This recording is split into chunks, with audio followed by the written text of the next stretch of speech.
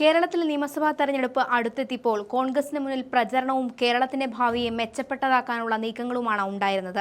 കോൺഗ്രസിന്റെ സ്ഥാനാർത്ഥികളെ സംബന്ധിച്ചുള്ള ചർച്ചകൾ രാഷ്ട്രീയ മികവോടെ കോൺഗ്രസ് ഏറ്റെടുത്തു.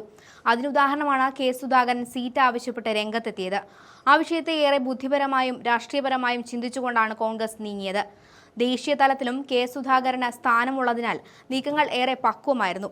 പാർട്ടി വിട്ടു പോകുമെന്ന് കെ സുധാകരൻ പറഞ്ഞെങ്കിലും അനുനയിപ്പിക്കാൻ ദേശീയ തലത്തിൽ രാഹുൽ ഗാന്ധിയും മല്ലികാർജ്ജുൻ ഖാർഗെയും ഉണ്ടായിരുന്നു.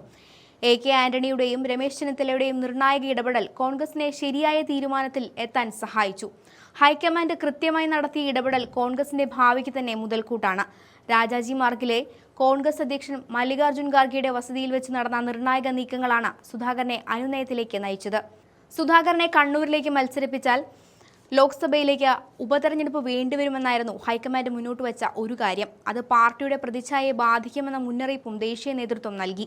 ദേശീയ തലത്തിൽ BJPയെ നേരിടുമ്പോൾ ലോക്സഭയിൽ ഓരോ MP-യുടെയും സാന്നിധ്യം കോൺഗ്രസിന് അനിവാര്യമാണ്. ഇക്കാര്യം ബോധ്യപ്പെടുത്തിയത് രാഹുൽ ഗാന്ധിയാണ്.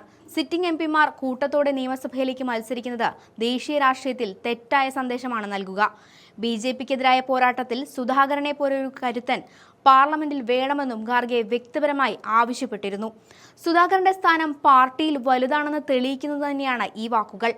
മറ്റ് MP-മാർ മത്സരിച്ചാലും ദേശീയ തലത്തിൽ കോൺഗ്രസിന് ശക്തി ക്ഷയിക്കരുതെന്ന് മുന്നണി തീരുമാനിക്കുകയായിരുന്നു. ഖാർഗെ ഒരു വശത്ത് രാഷ്ട്രീയ കാരണങ്ങൾ നിരത്തിയപ്പോൾ മറുവശത്ത് വൈകാരികമായാണ് A.K. ആന്റണി പ്രതികരിച്ചത്. സുധാകരന് പാർട്ടിയിലുള്ള സ്ഥാനവും രാഷ്ട്രീയ മികവും ദേശീയ നേതാക്കൾ ബോധ്യപ്പെടുത്തിയപ്പോൾ ജനങ്ങൾക്കൊപ്പം നിന്നുകൊണ്ട് പാർട്ടിയിൽ നിലനിൽക്കാൻ സുധാകരന് കഴിഞ്ഞു. ഇന്നലെ സുധാകരൻ പറഞ്ഞത് തന്നെയാണ് കോൺഗ്രസിനെ ഇന്നും അതിശക്തമായി മുന്നോട്ട് നയിക്കുന്നത്. പാർട്ടി എത്രയോ വലുത്, ഞാൻ ചെറുത് എന്നാണ് സുധാകരൻ പറഞ്ഞത്. എല്ലാത്തിലും വലുത് തനിക്ക് പാർട്ടിയാണെന്ന് ചർച്ചകൾക്കൊടുവിൽ സുധാകരൻ പറയുകയാണ്. നിയമസഭാ തെരഞ്ഞെടുപ്പിന് കളമൊരുങ്ങുമ്പോൾ സീറ്റ് ചർച്ചകളും അഭിപ്രായ വ്യത്യാസങ്ങളും ഒരു പാർട്ടിയെ സംബന്ധിച്ച് സ്വാഭാവികമാണ്.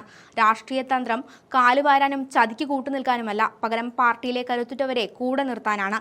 ഈ ഘട്ടത്തിൽ കോൺഗ്രസ് എന്നും പറയും പോലെ ഒറ്റക്കെട്ടായി നിന്നുകൊണ്ട് കെ സുധാകരനെ ചേർത്ത് നിർത്തി.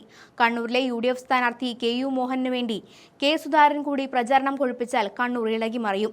സ്വന്തം സ്ഥാനാർത്ഥിത്വത്തിന് അപ്പുറം പാർട്ടിക്കൊപ്പം കെ സുധാകരൻ കണ്ണൂരിലെത്തിയാൽ തെരഞ്ഞെടുപ്പ് രംഗത്തെ കൂടുതൽ ശക്തമാക്കും. കോൺഗ്രസ് കേരളത്തിൽ ഭരണം ഉറപ്പിക്കുക എന്ന ലക്ഷ്യത്തിലേക്ക് മുന്നോട്ട് നീങ്ങുകയാണ്. മുതിർന്ന നേതാക്കളെ പരിഗണിക്കുകയും യുവ നേതാക്കളെ പിന്തുണയ്ക്കുകയും ചെയ്യുന്ന കോൺഗ്രസിന് സംസ്ഥാനത്ത് പുതിയ മാറ്റങ്ങൾ കൊണ്ടുവരാൻ സാധിക്കും. കെ സുധാകരനെ പിന്തുണയ്ക്കുന്ന കണ്ണൂരിലെ രക്തസാക്ഷികളുടെ കുടുംബം ശക്തമായി കോൺഗ്രസിനോടൊപ്പം നിലകൊള്ളും. കണ്ണൂരിലെ ചുവപ്പുകോട്ടകൾ തകർന്ന സ്ഥിതിക്ക് കെ സുധാകരന്റെ സാന്നിധ്യം കോൺഗ്രസിന് വലിയ പ്രതീക്ഷയാണ് നൽകുന്നത്. കേരളം കാത്തിരുന്ന് കാണാൻ പോകുന്നത് നിയമസഭാ തെരഞ്ഞെടുപ്പിലെ കോൺഗ്രസിന്റെ അത്യുജ്വല വിജയമാണെന്ന് ഉറപ്പാവുകയാണ്.